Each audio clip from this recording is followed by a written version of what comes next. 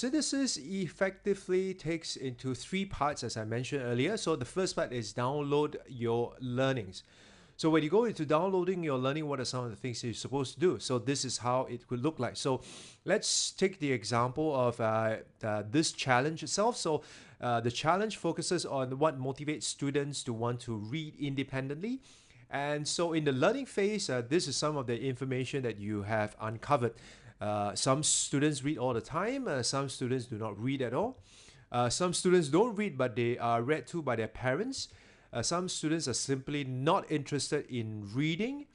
And you might also have a case where I understand that some of you mentioned that you have some students are interested in reading, but only during the big book reading itself. So the first part is to download your learnings effectively, is to kind of write down all the information, the data and information that you've collected, which I believe you have done that. So once you have done that, the next part is to do this. I'd like you to find out what are the common themes and insights that you can derive from the data and information that you have collected. So based on that list earlier on, based on this list here, for example, what are some common themes or insights that you can derive from this list?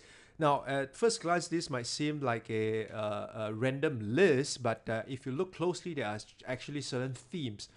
So one way to look at theme is there a certain group of people who kind of face similar problem, or is there kind of a problem that kind of cuts across the different group of people? So you want to look at theme from a different angle here. But for today's session, we're just going to look at one way of looking at a theme. So one theme could be, you identify that there could be students that are not reading at all. Okay, so this comes from information that some students do not read at all, and some are just basically not interested in reading. So this could be a first theme that you can kind of identify, and then a follow-up theme or a second theme that you can probably identify is that there are a group of people who read only when accompanied. So in this case here, we have come to identify this theme based on these two statements here. Some students don't read, but read to by their parents, or some students are interested in reading, but only during the big book reading itself.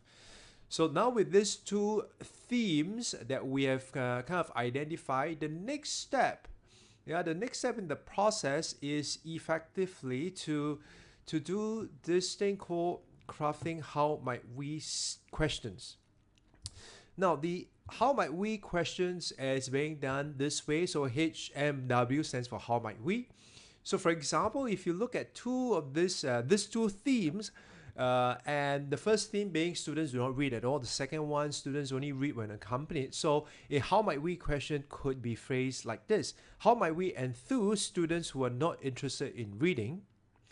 And theme number two could be how might we make it fun for those students who read only when accompanied?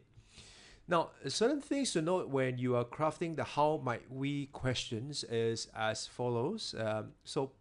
First point is you want to choose themes with the greatest leverage. So some of you might be asking the question, well, when I kind of download all my learnings from the learning phase, or the data information from the learning phase, and I identify 6 themes, for example, do I have to craft how might we question for all 6 themes? The answer is no. You do not necessarily have to craft the how might we question for all 6 themes. You might want to look at all the 6 themes and ask yourself which one gives you the most leverage. Now, you may identify 1 or 2, and that's fine, and then you go ahead and craft the how might we questions for this 1 or 2 themes. Now, does that mean that you kind of throw out the other 4 themes? The answer is no, because at some point in time you might want to come back to revisit the other 4 themes that at this point in time you might see them as not high leverage, or you might be able to see those themes as follow-up solutions or follow-up challenges that you can address after you have kind of addressed these first 2 themes. All right, so choose the themes with the greatest leverage. This a bit of a judgment call, but essentially is to look at all the themes and see which ones kind of give you the best, the low-hanging fruit, the quick wins, for example. And the other point to note is that when you're crafting these questions, kind of focus on where you want to be. So phrase it in a positive. For example, how might we enthuse students who are not interested in reading, you do not want to craft a how might we question that say that how might we punish students for not reading, for example. Okay, so what you want to do is focus on the positive instead of focusing on the negative itself. Third one is you might want to reframe the how might we questions in different ways. So for example, in the second theme, we say how might we make it fun for these students who read only when accompanied. So some of you might be thinking, well, fun may not be the right thing to focus on. So perhaps you might want to reframe it as how might we create a safe environment for those students who read only when accompanied. Now, one question that I get when I conduct these sessions or when I kind of facilitate this process of the how might we question is that people ask me, must it be how might we? Can it be how can we? The answer is yes.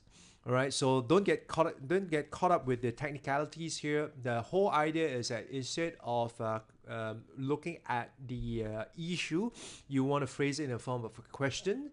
And this kind of departs from initially when we craft the design challenge, because when we're crafting a design challenge, I wanted you to kind of refrain from saying, how can you do this?